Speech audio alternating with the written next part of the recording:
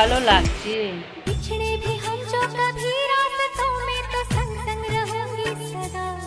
Hello বন্ধুরা, কেমন আছো তোমরা সবাই? আশা করছি সবাই ভালো আছো, আমিও ভালো আছি। তাই তো রোজের মতন আজকেও একটা ভিডিও নিয়ে চলে আসলাম। ভিডিওটা ভালো লাগবে।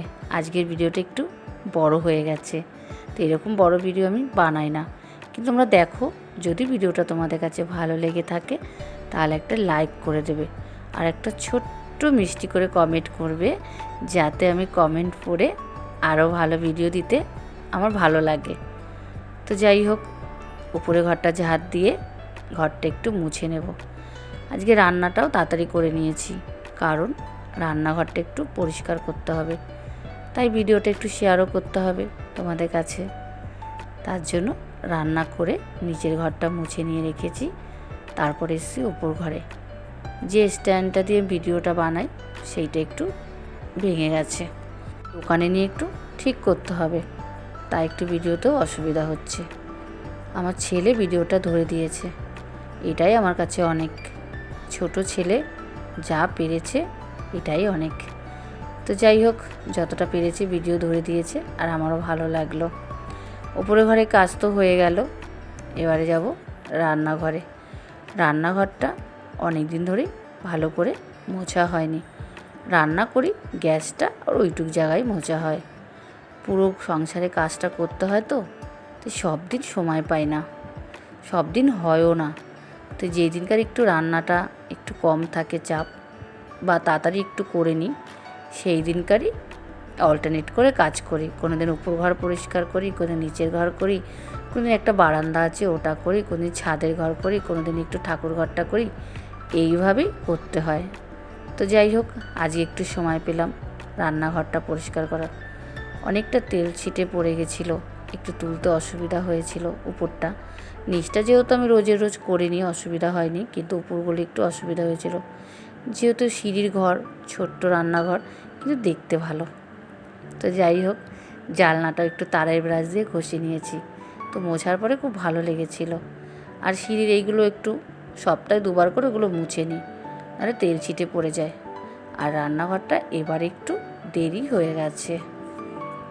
এবার থেকে ভিডিও দেবো তোমাদেরকে আমি 4টে থেকে 5টার মধ্যে, কারণ 3টে থেকে আর ভিডিও দেবো না। অনেক সময় নেটওয়ার্কের প্রবলেম হয়ে যায়, আপলোড হতে দেরি হয়ে যায়, আর অসুবিধা হচ্ছে দেখলাম। যাই হোক, তাই ভেবেছি 4টে থেকে 5টার মধ্যে ভিডিও মানে আমি দেব। আর বড় ভিডিও তো এডিটিং করতে দেখো খুব অসুবিধা হচ্ছে। তো যাই হোক, আগে যে ভিডিওগুলো দিয়েছি তো অনেকের ফোনে হয়তো যায়নি, কিন্তু গেলে হয়তো দেখতো। তো তোমরা অবশ্যই দেখো, যারা আমার ভিডিও দেখছো, ভালো লাগছে আমার ভিডিওগুলো দেখো।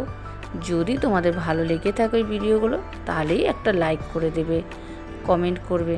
আর যদি ভালো না লাগে তাহলে কোনো কিছুই করতে হবে না। তো জানলাটা একটু শুকনো কাপড় দিয়ে ভালো করে মুছে নেব, কেন উপরের কাজগুলি প্রায় হয়ে গেছে। গ্যাস টেবিলের যে নিচে তাকগুলো, ওগুলোও পরিষ্কার করতে হবে। ওগুলো আমি সপ্তাহে 1 থেকে 2বার আমি পরিষ্কার করেই নিই। তো যাই হোক, রান্নাঘরেরও সব কাজ কমপ্লিট মনে হয় না আজকে হবে, কারণ বেলা বয়ে যাচ্ছে।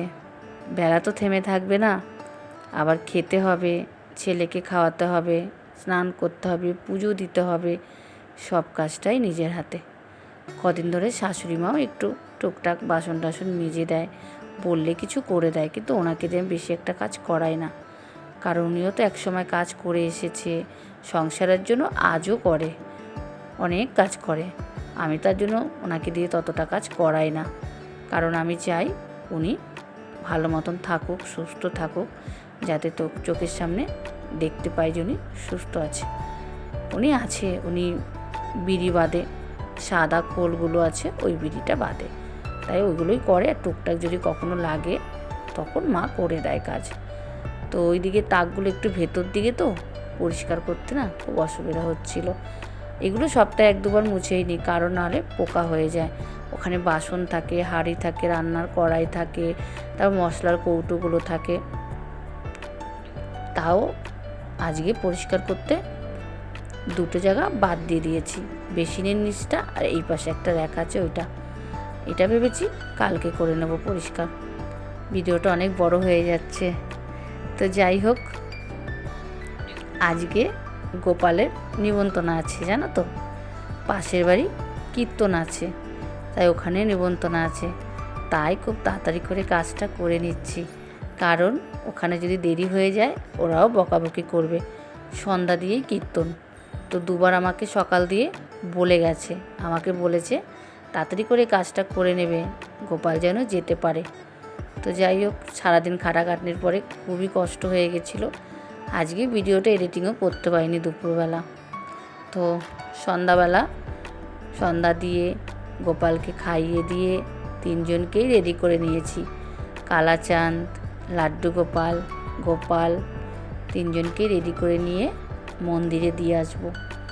আর তোমাদের কেমন লাগলো ভিডিওটা অবশ্যই কমেন্ট করে বলবে। তো তোমরা যদি একটু কমেন্ট করো না, আমারও ভিডিও দিতে ভালো লাগে। আর ওই যে বলেছি 4টে থেকে 5টার মধ্যে ভিডিও আসবে, তোমরা অবশ্যই দেখো। আর যদি ভিডিও ভালো লেগে থাকে তাহলে কি করতে হবে জানো তো, কমেন্ট করে দেবে সুন্দর একটা। তো অনেকবার বলে ফেললাম কথাটা না।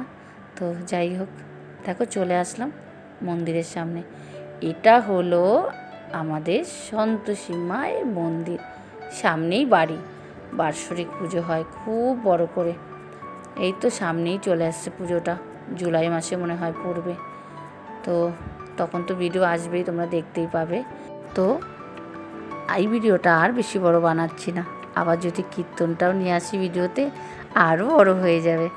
তোমরা তখন আর ভিডিওটা একদম ভালো লাগবে না তোমাদের কাছে। তো চলো, তোমরা ভালো থাকো, সুস্থ থাকো, আবারও একটা ভিডিও নিয়ে আসবো।